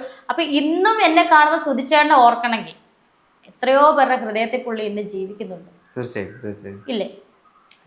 അതൊരു എന്താ പറയുക, അതുകൊണ്ടാണ് ഈ വീട് വരെ കാണാൻ ആൾക്കാർ വരുന്നത്, സുഹൃത്തുക്കളാണേലും ആരാണല്ലോ വരുന്നത്. അപ്പോൾ അദ്ദേഹത്തിൻ്റെതായിട്ടുള്ള ഓർമ്മകൾ ഉണ്ടാവുന്ന കാര്യങ്ങളുണ്ടാവും, അദ്ദേഹം ഉപയോഗിച്ച സാധനങ്ങൾ, അദ്ദേഹത്തിൻ്റെ വസ്ത്രങ്ങൾ, അങ്ങനെയുള്ള ഒരുപാട് വസ്ത്രങ്ങളൊന്നും ഇല്ല അദ്ദേഹത്തിന്, കാരണം അദ്ദേഹം അത് മേടിച്ചു കൂട്ടത്തില്ലായിരുന്നു. സ്റ്റാർ മാജിക്കിലുള്ള അവിടുന്ന് കമ്പനി കൊടുക്കുന്ന തിരിച്ചു അതല്ലാതെ അദ്ദേഹം ഒരുപാട് വസ്ത്രങ്ങളൊന്നും യൂസ് ചെയ്തിട്ടില്ല. പിന്നെ ഉള്ളത് ആരേലും വന്നാൽ എടുത്തു കൊടുക്കും, എടാ മക്കളെ നീ ഇതിട്ടോ സൂപ്പറാ കേട്ടോ, കൊണ്ടുപോകരുത്. ഇപ്പൊ വണ്ടി ഓടിക്കാൻ പിള്ളേർ സെറ്റ് വരുവാണെങ്കിൽ ആൾക്ക് വണ്ടി ഓടിക്കാൻ അറിയത്തില്ല, മക്കളെ നീ എടുത്തോ, നിനക്കിത് ചേരും കേട്ടോ, ചേട്ടൻ നല്ല ഷർട്ടാണല്ലോ സൂപ്പറാ, ഊരിയാൻ കൊടുക്കും, കൊണ്ടുക്കോളാൻ പറയും. അധികം ഒന്നും ഇല്ല, ഉള്ളത് അതുപോലെ ഞാൻ വെച്ചിട്ടുണ്ട്. കുറച്ച് ഷൂസും അതും ഇതൊക്കെ അതുപോലെ വെച്ചിട്ടുണ്ട്. വാച്ചൊക്കെ എന്ത് ചെയ്യുന്നു, ആ സമയത്ത് ആക്സിഡന്റിൽ പോയി, ഫോണും പൊട്ടി തകർന്നായിരുന്നു, ഫോണൊന്നും ചെയ്യാൻ പറ്റില്ല, പക്ഷെ അതുപോലെ ഞാൻ എടുത്ത് വെച്ചിട്ടുണ്ട്. അതൊക്കെ വെച്ചിട്ടുണ്ട്, ഉള്ളത് വെച്ചിട്ടുണ്ട്. അല്ലാതെ ആൾക്കില്ല, അധികം ഒന്നും ഇല്ല, അധികം ഒന്നും മേടിച്ച് കൂട്ടത്തില്ല. ഞങ്ങൾക്ക് മേടിച്ച് എന്നാലും പുള്ളി മേടിക്കത്തില്ലായിരുന്നു. ഞാൻ ആകുന്ന പറയും, ചേട്ടാ എന്തെങ്കിലും ഒരു നല്ല ഡ്രസ്സ് നിങ്ങൾ മേടിക്കും. ഓ എന്തിനാ വാക്കുട്ടെ, എനിക്ക് നമുക്ക് പിള്ളേർക്ക് നിനക്ക് മേടിച്ചു തരാം, പൈസ കിട്ടുമ്പോൾ അങ്ങനെ ഞങ്ങൾക്ക് മേടിച്ചു തരും. അല്ലാതെ പുള്ളി സ്വന്തമായിട്ട് മേടിക്കത്തില്ല. ഞങ്ങൾ വഴക്ക് പിടിച്ചിട്ടാണ് ഒരു ഷർട്ടെങ്കിലും ഒരു ഓണത്തിന് എടുക്കുന്നത്, അല്ലെങ്കിൽ ഒരു ക്രിസ്മസിന് എടുക്കുന്നത്. അതും അടുത്ത പ്രാവശ്യം വരുമ്പോൾ എല്ലാവർക്കും കൊടുക്കും, കൂട്ടുകാർ തന്നെ വണ്ടി ഓടിക്കാൻ പറ്റുന്ന പിള്ളേർ സെറ്റുണ്ട്, അവന്മാർക്ക് കൊടുക്കും എടുത്ത്. ചേട്ടാ നല്ല ഷർട്ടാണല്ലോ, മക്കൾക്ക് വേണോ, ഊരിയൊക്കെ കൊടുക്കും. അങ്ങനെ അദ്ദേഹത്തിന്റെ സിനിമാ ജീവിതത്തിൽ എത്രമാത്രം ഹാപ്പി ആയിരുന്നു, അദ്ദേഹത്തിന് കിട്ടുന്ന സിനിമ ഭയങ്കര ഇഷ്ടമായിരുന്നു ചെയ്യാൻ വേണ്ടിട്ട്. എന്ത് വന്നാലും സിനിമ വന്നാലും ഫ്ലവേഴ്സ് വിട്ട് പോകത്തുമില്ലായിരുന്നു പുള്ളി, ഭയങ്കര ഇഷ്ടം. ഫ്ലവേഴ്സ് എന്ന് പറഞ്ഞാൽ പുള്ളിയുടെ, ഞാൻ കണ്ടത് വെച്ച് പുള്ളി ഏറ്റവും കൂടുതൽ സന്തോഷിക്കുന്നത് ഫ്ലവേഴ്സാണ്. ഫ്ലവേഴ്സാണ് എല്ലാം 24. ആ ഒരു കുടുംബത്തിന്റെ അവസാനം ആ പ്രോഗ്രാമിൽ പങ്കെടുത്തിട്ടില്ലേ തിരിച്ചു വന്നത്, അവസാനം അങ്ങനെയായിരുന്നു. കാരണം അന്ന് മേക്കപ്പ് പോലും അയച്ചിട്ടില്ലെന്ന് മേക്കപ്പ് ആർട്ടിസ്റ്റ് എന്നോട് പറഞ്ഞു. അദ്ദേഹത്തിന്റെ നമ്മൾ ഷൂട്ടിന്, സ്റ്റാർ മാജിക്കിന്റെ ഷൂട്ടിന് നമ്മളെ വിളിച്ചപ്പോൾ അവിടെ ചെന്നപ്പം എൻ്റെ അടുത്തുണ്ട് ചേച്ചി മേക്കപ്പ് ആർട്ടിസ്റ്റ് ചേച്ചി, അന്ന് സുചേട്ടൻ ലാസ്റ്റ് പോകുന്നിടത്ത് കാറിൽ കയറിയപ്പോൾ ഞാൻ ഓടിച്ചെന്ന് പുറകെ ടിഷ്യൂ കൊടുക്കാൻ ഓ എന്തിനാണ് മക്കളെ മേക്കപ്പ് ഇവിടെ ഇരുന്നോട്ട് അഴിക്കേണ്ടെന്ന് പറഞ്ഞു. അങ്ങനെ ഇങ്ങനെ ഇന്ന് വരെ അങ്ങനെ ചെയ്തില്ല, കാരണം ഷൂട്ട് കഴിഞ്ഞിട്ട് പുള്ളി വൈകിട്ട് മുഖത്തുടച്ചിട്ടേ കയറത്തുള്ളൂ. അന്ന് പുള്ളി അങ്ങനെ ചെയ്തില്ല, ആ മേക്കപ്പോട് കൂടിയാണ് ആൾ അവസാനം പോയത്. ചിലപ്പോൾ ഒരു ഇതായിരിക്കും പുള്ളിയുടെ മനസ്സിന്റെ ഒരു ഇതായിരിക്കും. അദ്ദേഹം ചെയ്തതിൽ ഇപ്പോൾ ഒരുപാട് ആളുകൾ ഓർത്തിരിക്കുന്ന രംഗങ്ങളുണ്ട്. ഇപ്പോൾ നമ്മുടെ ഒരു യമണ്ടൻ പ്രേമകഥ എന്നുള്ള ഒരു ചെറിയ ഭയങ്കര എഫക്റ്റ് ആയി. അതുപോലെ തന്നെ ഇപ്പൊ കട്ടപ്പനയിലെ എക്സ്പ്രഷൻ എന്നൊക്കെ പറയുന്ന സാധനങ്ങള്, ഇത് അദ്ദേഹം എത്രമാത്രം എൻജോയ് ചെയ്തിരുന്നു? തീർച്ചയായിട്ടും നല്ല എൻജോയ് ചെയ്താണ് അതൊക്കെ അഭിനയിച്ചത്. എന്നോട് വന്ന് വിശേഷങ്ങളൊക്കെ പറയും, ഒരു ചെറിയ കാര്യങ്ങളുടെ വീട്ടിൽ വന്ന് പറഞ്ഞിട്ടേ എന്നെ ഉറക്കത്തുള്ളൂ. ഇപ്പൊ വെളുപ്പിനെ വന്നാലും എന്നെ കുത്തി എഴുന്നേപ്പിച്ച് തട്ടി എഴുന്നേപ്പിച്ച് ഇതെല്ലാം പറഞ്ഞിട്ടേ അന്നാ നീ കിടന്നു. അങ്ങനെ ആയിരുന്നു. എല്ലാ വിശേഷങ്ങളും പുള്ളി മനസ്സിൽ വെക്കത്തില്ല, എല്ലാം എന്നോട് പറയായിരുന്നു. പിന്നെ എന്നെക്കാളും കൂടുതൽ ഷൂട്ടിനൊക്കെ കിച്ചുമായിരുന്നു കൂടെ പോകുന്നത്. അവനായിരിക്കുമല്ലോ കണ്ടുള്ള ആ ഒരു അഭിനയിക്കുന്ന മൂവ്മെന്റ് ഒക്കെ അവനായിരിക്കുമല്ലോ കണ്ടത്. സിനിമ ഇറങ്ങിയ പുള്ളിക്ക് ഭയങ്കര എൻജോയ്, ഒരു ചെറിയ സീനുകളെ അതിന്റെ രീതിയിൽ പുള്ളി എക്സ്പ്രഷൻ ചെയ്ത് കാണിക്കാറുണ്ട് നല്ല ഭംഗിയായിട്ട്. അദ്ദേഹം അഭിനയിച്ചിട്ട് അദ്ദേഹത്തിന്റെ കൂടെ പോയി കണ്ട സിനിമ ഏതാ? ഫുക്രി, ജയേട്ടന്റെ കൂടെ, അത് കണ്ടിട്ടുണ്ട്. പിന്നെ പല നിത്യഹരിത നായകൻ, വിഷ്ണുവിന്റെ ഉണ്ണികൃഷ്ണന്റെ, പിന്നെ അതുപോലെ കട്ടപ്പന അഭിനയിച്ചു കഴിഞ്ഞിട്ടാണ് ഞങ്ങൾ സ്നേഹിച്ചത്. കട്ടപ്പന ഇറങ്ങിക്കഴിഞ്ഞ സമയത്താണ് സ്നേഹിക്കുന്നത്. കട്ടപ്പനയ്ക്ക് മുന്നേ വരെ അറിയത്തില്ല, ഫുക്രി ഇറങ്ങുന്ന സമയത്താണ് ഞങ്ങൾ സ്നേഹിക്കുന്നത്. ഞാനും കിച്ചു സൂചേട്ടനും പോയി എറണാകുളത്ത് പോയാ കണ്ടത് ഫുക്രിയൊക്കെ. ഇവിടെ ഒന്നും അവർക്ക് ഈ സമയത്ത് ഇവർക്ക് അറിയത്തേ ഇല്ല ഇങ്ങനെ ബന്ധമുണ്ടെന്നോ. 8-9 മാസം കഴിഞ്ഞിട്ടാണ് ഇവര് അറിയുന്നത്. അപ്പൊ ആ 9 മാസത്തിൽ എല്ലാ മാസത്തിലും ഞാൻ ഈ കുഞ്ഞിനെ കിച്ചുവിനെ സൂചേട്ടനെ കാണാൻ പോകും എറണാകുളത്തോട്ട്. ഇവിടുന്ന് പോകും ഞാൻ. എന്റെ നാട് ഇവിടെ അല്ലേ, കോട്ടയല്ലേ, കോട്ടയത്തൊന്ന് പോവായിരുന്നു. വീട്ടിൽ പറയാ എന്തെങ്കിലും കള്ളൊക്കെ പറഞ്ഞിട്ട് പോവായിരുന്നു, കാരണം അവരെ കാണണ്ടേ. കാരണം ഞാൻ അവിടെ ജോലി ചെയ്തതും കൂടാണ്, സുഹൃത്തുക്കളുണ്ട് എനിക്ക്. ഞാൻ ഐഡിയയുടെ ഓഫീസിൽ കസ്റ്റമർ കെയറിൽ ഡ്യൂട്ടി ചെയ്തതാണ്. അപ്പം എനിക്ക് എറണാകുളത്ത് പോകാൻ വേറെ കാര്യമില്ല, പോവും, ഇവരെ കാണും. പക്ഷെ 5-8 മാസം കഴിഞ്ഞാണ് ഇവരെ വീട്ടിലറിയുന്നത്. ഈ പ്രണയം അല്ലെങ്കിൽ സ്നേഹം എന്ന് പറയുന്ന കാര്യം, അതിനെ എക്സ്പ്രസ് ചെയ്യാന്ന് പറയുന്ന ഒരു ഘടകം ഉണ്ടല്ലോ. അപ്പം അത് അദ്ദേഹം പോയി കഴിഞ്ഞിട്ടും അതങ്ങനെ ചേർത്ത് വെക്കുക എന്ന് പറയുന്നത് വലിയൊരു ക്വാളിറ്റി ആയിട്ടാണ് നമുക്കൊക്കെ മനസ്സിലായിട്ടുണ്ടായിരുന്നത്. അല്ലെങ്കിൽ അദ്ദേഹത്തെ പറ്റി ഇത്രയധികം ഓർത്തിരിക്കുക, അതായത് ചെറിയ ചെറിയ ഡീറ്റെയിലുകൾ പോലും ഒന്നും മറക്കത്തില്ല. ആ ലാസ്റ്റ് മൂമെന്റ് വരെ എന്നെ നോക്കി നിന്ന ആ ഭാഗം പോലെ ഞാൻ ഇന്നും എൻ്റെ കണ്ണിൻ്റെ മുന്നിൽ നിൽക്കുക. പോകാൻ നേരത്തെ അവസാനം പോകുന്ന നേരത്ത് കുറേ നേരം ഇങ്ങനെ നോക്കി നിന്ന് ഞാൻ ഉറങ്ങുമായിരുന്നു. എന്നിട്ട് ഇതെന്തോ ഇങ്ങനെ പതിവില്ലാതെ അങ്ങനെ നോക്കി നിൽക്കത്തില്ല പുള്ളി. ഞായറാഴ്ച പോകുന്നതിൻ്റെ അന്ന് കുറേ നേരം ഇങ്ങനെ നോക്കി ചോദിച്ചു എന്തുവാ അത് ചോദിച്ചു. ഇല്ല ഞാൻ പോയിട്ട് സുക്കുട്ട പോയിട്ട് വരാന്നാ പറഞ്ഞു. അങ്ങനെ പറഞ്ഞു, ആ വേടാ പറഞ്ഞു. സുക്കുട്ട പോയിട്ട് വരാം, വെളുപ്പിനെ വരാവേ എന്ന് പറഞ്ഞിട്ടാണ് പോയത്. ആ ഒരു മൊമെന്റ് പോലും, ആദ്യ ജീവിതത്തിൽ ഫസ്റ്റ് കാണുന്ന ആ മൊമെന്റും ആ ഡ്രസ്സ് വരെ ഞാൻ ഓർത്തിരിക്കുക. കിച്ചു സുചേട്ട ഡ്രസ്സ് വരെ ആദ്യമായിട്ട് ഇവരെ കാണുക. ശ്വാസം എന്ന് പറയുന്ന ഇവിടെ അപ്പാർട്ട്മെന്റിൽ താഴെ എന്നെ നോക്കി നിൽക്കുക രണ്ടുപേരും. ആ ഒരു മൊമെന്റ് തൊട്ട് ലാസ്റ്റ് സുചേട്ട പോകുന്നോടെ വരെയുള്ള ഓരോ കാര്യങ്ങളും എനിക്ക് ഓർമ്മയുണ്ട്. കാരണം അത്രമാത്രം ഞാൻ അദ്ദേഹത്തെ സ്നേഹിക്കുന്നുണ്ടായിരുന്നു, സ്നേഹിച്ചിട്ടും ഉണ്ടായിരുന്നു. അതുകൊണ്ടായിരിക്കണമല്ലോ മറന്നു പോകാത്തത്. ആളുടെ വാവുട്ട എന്നുള്ള വിളി പോലും അതിനൊരു വേരിയേഷൻ ഉള്ള വിളിക്ക് അതുവരെ എനിക്ക് ഇപ്പോഴും അറിയാം. നമുക്ക് കാതിൽ കേൾക്കാതെ ഇതുവരെ ഓർക്കാൻ കാരണം എന്താ? അദ്ദേഹത്തെ സ്നേഹിക്കുന്നുണ്ട്. അതുകൊണ്ട് ഇപ്പോൾ സ്നേഹിക്കാത്ത ഒരാളുടെ കാര്യം നമ്മൾ ഓർക്കേണ്ട കാര്യമുണ്ടോ? അതുകൊണ്ട് ഇപ്പോൾ എപ്പോഴും കരഞ്ഞോണ്ടിരിക്കാൻ പറ്റുമോ? അയ്യോ, ഞാനൊരു കാര്യം ചോദിച്ചോട്ടെ, ഞാൻ കരയാൻ വേണമെങ്കിൽ 1 വർഷം മുഴുവൻ കരയാം. ഞാൻ റീലും ചെയ്യത്തില്ല, ഒന്നും ചെയ്യത്തില്ല. ഞാൻ വീട്ടിൽ കുത്തിയിരുന്ന് കരയാം. ഈ പറയുന്ന നെഗറ്റീവ് പറയുന്ന ഒരു മനുഷ്യൻ സുധിച്ചേട്ടനെ കൊണ്ട് തിരിച്ചു തരാൻ പറ്റുമെങ്കിൽ ഓക്കെ, ഞാൻ ഈ പറയുന്ന എല്ലാം ഞാൻ കാണിക്കാം. വീട്ടിൽ ഇരുന്ന് കരയാം, വെള്ള സാരി കൊടുത്തോട്ട് കരയാം. ഇവരാരെങ്കിലും തിരിച്ചു കൊണ്ടുവരാൻ പറ്റുമോ? ഓക്കെ. ഒരു മനുഷ്യനെ കൊണ്ട് സാധിക്കാത്ത കാര്യമാണിത്. പിന്നെ എന്തിനാണ് ഈ കിടന്ന് പറയുന്നത് ആൾക്കാർ? ഈ ഡാൻസ് റീൽസ് ഒക്കെ ചെയ്യുന്നത് എൻജോയ് ചെയ്യുന്നുണ്ടോ? ഡാൻസ് കുഞ്ഞിലെ തൊട്ട് പഠിച്ചതല്ല, അറിയാം. സിനിമാറ്റിക് ഡാൻസ് ഒക്കെ ഇച്ചിരി മുതിർന്നു കഴിഞ്ഞ് പഴയ സ്കൂളിലെ പിള്ളേരെ പഠിപ്പിക്കാനൊക്കെ ടീച്ചേഴ്സ് വിളിച്ചോണ്ട് പോകുന്നത് ആനിവേഴ്സറിക്കൊക്കെ, ആനുവൽ ഡേക്കൊക്കെ. അപ്പോൾ ഡാൻസ്, സിനിമാറ്റിക് ഡാൻസ് നേരത്തെ ഇഷ്ടമാണ്. അപ്പൊ ചേട്ടനുള്ളപ്പോൾ ചുമ്മാ ഇരുന്ന് ഡാൻസ് കളിക്കും. ചേട്ടനെ കളിച്ച് കാണിക്കും ഡാൻസ്. ചേട്ടൻ ഇവിടെ ഇരിക്കും, ഞാൻ ഡാൻസ് കളിക്കാന്ന് പറഞ്ഞ് അങ്ങനെയൊക്കെ ഉള്ളൊരിതായിരുന്നു പണ്ട്. ഇപ്പൊ ഒരു ഡാൻസ് ചുമ്മാ ഇട്ടതാണ്. അപ്പൊ അതിൻ്റെ ഇടയിൽ ഭയങ്കര സംഭവം ക്ലിക്ക്, ഭയങ്കര ഇതാ നല്ലതും പറയുന്നുണ്ട്. അതിൻ്റെ ഇടയിൽ ഭയങ്കര കമന്റ്സ്. ഇവളെന്താ കാണിക്കുന്നത്, ഞാൻ എന്താ കാണിച്ച ഡാൻസ് കളിച്ചു. അത് എൻ്റെ ഇൻസ്റ്റാഗ്രാം, എൻ്റെ ഫോണ്, എൻ്റെ അക്കൗണ്ട്. അതിന് നിങ്ങൾക്ക് എന്താന്നേ, ഞാൻ ഇനിയുണ്ട്. അപ്പൊ എനിക്ക് ദേഷ്യമായി. അപ്പൊ ദേഷ്യം അപ്പൊ ഒന്നും കൂടെ ഇതായി, ഇനിയും ഡാൻസ് കളിക്കണം. അങ്ങനെ ഞാൻ ഇടും ഇൻസ്റ്റാഗ്രാമിൽ. ഞാൻ തന്നെയാണ് ആ ഇൻസ്റ്റാഗ്രാം യൂസ് ചെയ്യുന്നത്.